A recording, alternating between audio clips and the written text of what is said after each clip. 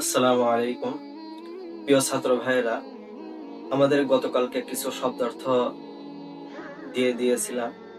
তো আমি আশা করি সকলেই মুখস্থ করেছেন এবং আমাদের এসো আরবি শিখি পড়ার জন্য, আরবি শেখার জন্য সবচেয়ে গুরুত্বপূর্ণ যে বিষয়টা সেটি হচ্ছে আমাদের ওয়ার্ডগুলো ভালোভাবে মুখস্থ রাখা এবং যে ব্যবহারগুলো যাবে সেটার জন্য আমাদের বেশি বেশি চর্চা করা, তামরীন করা, অনুশীলনী করা এবং সেই মোতাবেক আমাদের আরবিতে ছোট ছোট বাক্য থেকে শুরু করে বেশি বেশি প্র্যাকটিস করা, কথা বলা। তো আমাদের গতকালকে কিছু শব্দার্থ পড়িয়ে দেওয়া হয়েছে, তো আজকে আরো কিছু শব্দার্থ পড়িয়ে দেওয়া হবে এবং আগামীকাল আশা করি এই 2 পৃষ্ঠার মধ্যে যে ব্যবহারটা আছে এই ব্যবহারটা আপনাদেরকে বুঝিয়ে দিব অতি সহজে। আপনি ভাবতেও পারবেন না যে আরবি ভাষা কতটা সহজ।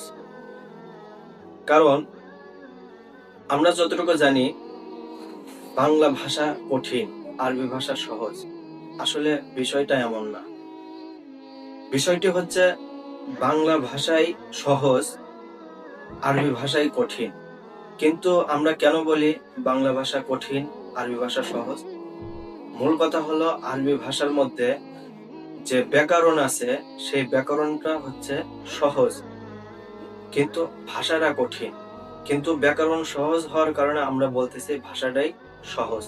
আসলে আরবি ভাষার ব্যবহার আছে, এই ব্যবহারটা যদি আমরা আয়ত্ত করি তাহলে আমরা অনর্গল আরবিতে কথা বলতে পারবো। পাশাপাশি আর আরবি বাংলা ভাষার যে বিষয়টি সেটি হচ্ছে যে এর ব্যাকরণটা অনেক কঠিন। আমরা বাংলা ভাষায় কথা বলি, আমাদের কাছে তো তেমন কঠিন লাগে না।